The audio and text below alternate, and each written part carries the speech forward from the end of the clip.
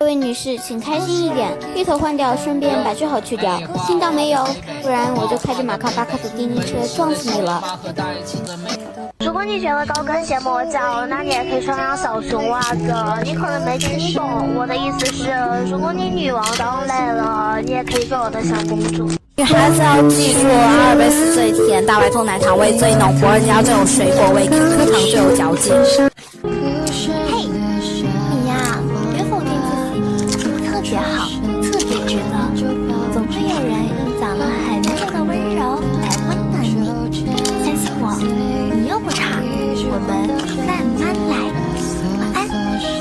女孩子都是公主，没有人会不喜欢公主的，所以你就不要伤心了哦。未来很美，来日方长，祝你前程似锦，加油！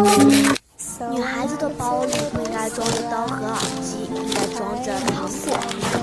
晚安是礼貌，安安是特殊，而晚安安是兄弟喜欢。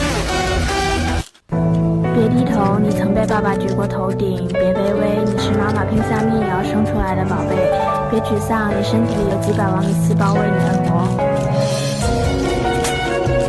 你要去变得更好，不要总是回头看那些曾经伤害你的人。肖战生日时，王一博骑摩托跨越了大半个城市去帮他庆生。王一博生日时，肖战买了个头盔送给了他。一个吃香菜都要挂油的人，却在那天吃了他整块蛋糕。一个小财迷竟然花了12万买了一个他喜欢的头盔送给了他，说那个夏天炙热，真情实感，也不是说说而已。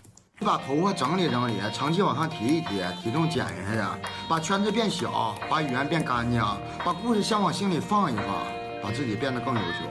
现在没有了，将来一定会有。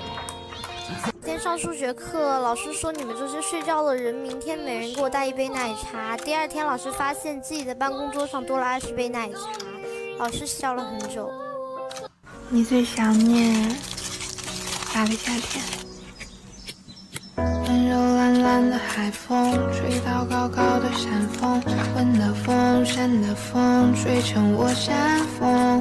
为什么你不在？问山峰你会回来？小时候真傻，居然盼着长大。还记得你说家是唯一的城堡，随着稻香河流继续奔跑，没有微笑。小时候的梦我知道。